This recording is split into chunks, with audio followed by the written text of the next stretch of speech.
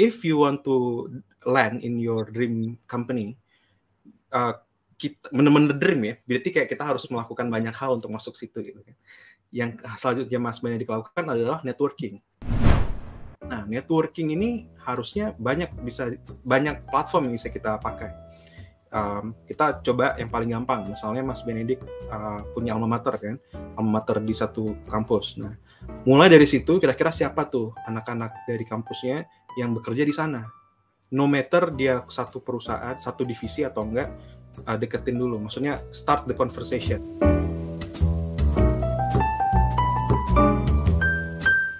Dari situ Mas Benedict bisa ngelihat, bisa nanya, siapa sih user hiring manager di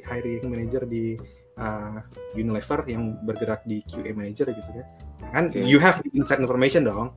Nah, dari situ udah bisa masuk tadi ke poin sebelumnya yang you can research about the guy, the hiring person. Habis itu yang kedua adalah Mas Benedict bisa connect di LinkedIn dengan hiring manager, dengan recruiter, dengan CEO-nya Unilever, dengan orang-orang yang ada di sana. Pelan-pelan ya. Pertama hiring manager. Kita tahu kalau misalnya bisa connect dengan hiring manager, make networking gitu kan. Networking itu bukan cuma kita minta kerjaan ya. Ini banyak banget orang-orang yang salah. Networking itu di LinkedIn kirain cuma hanya minta kerjaan, tapi bukan. Networking di LinkedIn adalah kita give value, kemudian dengan asumsi kita bisa sama-sama giving value gitu. Kita kasih apa yang bisa kita bantu, kemudian in return mereka juga mungkin bisa memberikan apa yang kita butuhkan gitu ya. Kita lagi inquire next time, tapi kita harus bantu duluan. Nah, kita harus cari tahu nih, misalnya hiring manager gitu.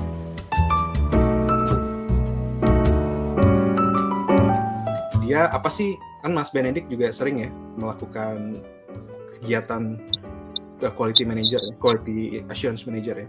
Apa sih yang biasanya masalah yang paling susah dari dia gitu? Misalnya gitu, ini nggak usah dijawab ya, rhetoric question.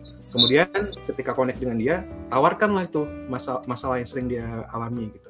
Atau kalau misalnya rasanya saya yang punya masalah, dia nggak punya masalah gitu, nggak apa-apa. Kita connect aja dulu, kemudian start making conversation. Yang kedua, sama recruiter. Kalau sama recruiter, kita nggak langsung minta kerjaan, Mas Benedict. Yang kita lakukan adalah, oke, recruiter ini kita lihat nih lagi nyari posisi ini.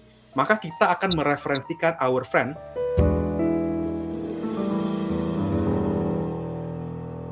to the recruiter. Tujuannya apa? Tujuannya bukan langsung Mas Benedict dipanggil jadi QA manager untuk di proses rekrutmen, enggak. Tapi supaya Mas Benedict diingat ketika ada posisi QA manager terbuka, dia akan ingat, oh dulu gue pernah dapat referensi posisi lain dari satu orang, dia tuh QA manager. Nanti gue carilah di LinkedIn gitu. Akhirnya you will be top of mind gitu kan. Dan you will, dengan harapan Mas Benedict akan diproses duluan dibandingkan yang lain. Meaning apa? Sebelum posisi itu dibuka keluar ke LinkedIn, ke job portal, ke website, dia akan cari orang-orang yang within their circle duluan. Salah satunya dengan harapan adalah Mas Benedict. Kenapa kayak gitu? Kenapa nggak harus langsung post aja di mana-mana gitu? Karena recruiter itu punya KPI, semua punya KPI, semua punya target dong. Target kita adalah gimana caranya posisi yang terbuka itu closing lebih cepat, gitu kan? Kalau misalnya ternyata ada within our close range, itu sudah mempunyai kandidat yang cocok, why don't we put our extra effort to spread the information to other channels gitu kan? Tapi kalau misalnya kira-kira within our network tidak ada, baru kita masukin. Atau in parallel gitu. Itu dengan harapannya kayak gitu. Kemudian yang ketiga, dengan orang-orang lain, manajer-manajer lain selain QA manager. Fungsinya untuk apa? Ya untuk tahu aja gimana culture-nya di sana, gimana kerjaan di sana, sehingga pas interview nanti, you can curate your answer based on their discussion gitu. Based on your discussion with them. Itu sih. Jadi networking itu penting banget. Part networking gimana? Nah, untuk yang networking ini sebenarnya menarik banget sih, Mas Gilman. Karena ini bisa memperluas kenalan juga segala macam. Kita bisa tahu lebih dalam bagaimana kondisi perusahaan di sana berdasarkan orang-orang yang langsung bekerja di sana. Cuman begini, ada kekhawatiran ketika kita mau in touch gitu ya sama orang-orang tertentu yang kita targetin gitu. Itu tuh we don't have skills to open a good conversation gitu. Oke. Jadi kayak takutnya malah kayak so kenal so deket atau malah curigain nih kayaknya bakalan jualan minta kerja nih atau apa nih kayak gitu. Jadi kayak padahal mah sebenarnya kita mau ya ngobrol aja gitu. Cuman memulainya gimana, soalnya kan banyak sekali gitu ya praktek-praktek yang seperti itu sehingga ngebuat orang yang sebenarnya tulus pengen nanya malah dicurigain gitu kan. Yes. Sebenarnya banyak sih Mas Benedict tips networking di luar sana, tapi yang selalu saya pakai adalah saya sebelum kita masuk situ, tugas saya sebagai konsultan rekrutmen adalah making network more network. Kenapa? Karena everybody in this world itu adalah my client. Misalnya kayak Mas Benedict nih, Mas Benedict could be my client. Kenapa? Karena let's say I have one HRD gitu kan, yang mau mencari seorang quality manager. Terus saya ketemu Mas Benedict, saya bisa propose dong ke Mas Benedict. Ini ada orang, Mas Benedict ini ada perusahaan yang oke. Saya bisa propose perusahaan HRD ini ada orang yang oke nih, namanya Benedict. Kemudian let's say ada Mas Benedict udah jadi direktur operation nanti. Mas Benedict punya requirement, punya kebutuhan rekrutmen. Maka Mas Benedict bisa jadi klien saya kan. Jadi semuanya adalah my client gitu. Could be my prospect professionally ya. Meaning dari situ saya harus membuat network yang banyak, dan dari situ juga saya tidak langsung nanya Mas Benedict ada hiring position nggak yang bisa saya bantu di perusahaan Mas Benedict, nggak kayak gitu.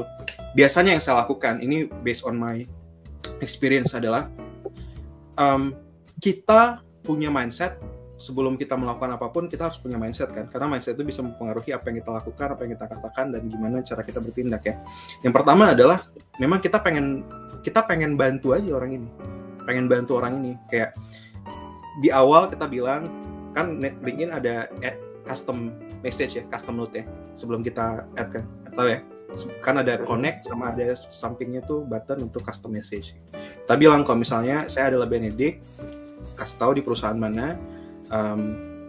Saya lihat Pak Gilman misalnya bekerja di perusahaan ini as a recruiter gitu kan. Saya ingin menambah network dengan harapan saya bisa membantu Pak Gilman dalam dalam proses rekrutmen, mereferensikan bla bla gitu. Jadi gitu aja sih, nggak apa-apa, karena praktikal kan. Mas Benedict mau connect saya, pengen tambah network. Kemudian Mas Benedict bisa bantu saya untuk mereferensikan teman-temannya Mas Benedict gitu. Kita tahu dari situ, ya sih. Dari situ sebenarnya setiap orang pasti mempunyai insting yang sama kayak Mas Benedict bilang. Wah, ini orang pengen something nih.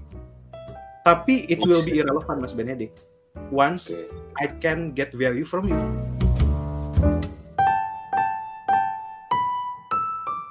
Once they can get value from you gitu. And that's the essence of networking. Unless you have made a good relationship sehingga tidak ada something in return. Jadi kita harus tahu dulu kalau networking itu kita nggak. Mas Benedict pernah masuk ke business networking nggak? Acara networking, speed dating networking gitu? Belum pernah sih sebenarnya. Belum pernah ya? No problem. Saya ceritain sedikit. Orang-orang yang berada dalam business networking itu adalah business owner, kemudian apalah gitu kan, manager, director, general manager gitu. Mereka bakal masuk situ, mereka tahu, oh ini adalah orang-orang yang tepat bisa dijadiin my leverage or my client. Tapi mereka tidak menanyakan itu di awal. Mereka pasti menanyakan, apa yang bisa gue bantu dari lo gitu. Apa yang bisa gue bantu dari lo? Apa yang bisa gue bantu dari lo? Kasih tiga favors dulu. Kemudian kalau dia sudah satisfied dengan our favors, baru kita bisa asking. Tapi bisa jadi diterima, bisa jadi juga enggak gitu kan, tergantung dia. Tapi percentage wise mereka bakal membantu kita. Kenapa? Karena kita udah bantu dia. Dan dari hubungan sama-sama membantu itu, hubungannya bakal bisa lebih erat dan kemungkinan untuk kita dibantu bakal lebih besar. Jadi masalahnya adalah menurut saya kita harus menganalisa orang ini butuh apa sih? Kebutuhan yang paling urgent dan mendesak tuh apa sih? Pain-nya apa sih? Apakah hiring? Apakah dia kekurangan vendor misalnya? Apakah dia kekurangan IT, teknologi insight atau apa gitu? Itu sih menurut saya. Jadi pas udah di-accept, kemudian make a conversation aja, jangan kelihatan kalau misalnya kita pengen acquire something, tapi kita pengen helping something. Nah, Langkah-langkah membangun networking untuk dapat kerja itu ada 5. Yang pertama adalah bangun network melalui rekan satu alma mater. Yang kedua, connect di LinkedIn dengan hiring manager dan mulai untuk berdiskusi atau ngobrol. Yang ketiga, connect di LinkedIn juga, tapi dengan recruiter dan referensikan rekan atau teman Anda yang potensial yang lagi mereka butuhkan. Yang keempat, harus selalu memakai mindset giving value saat networking, bukan asking tapi giving dulu. Dan yang terakhir adalah kita harus tahu apa kebutuhan mendesak dari mereka sehingga kita bisa memberikan value yang tepat. Banyak yang sudah terbantu karena 5 hal ini. Silahkan dicoba ya. Kalau Anda merasa terbantu dengan video ini, yuk kita like, comment, subscribe, and share agar YouTube bisa merekomendasikan video ini ke lebih banyak orang. Jadi, lebih banyak orang yang terbantu karena Anda. +1 kebaikan hari ini.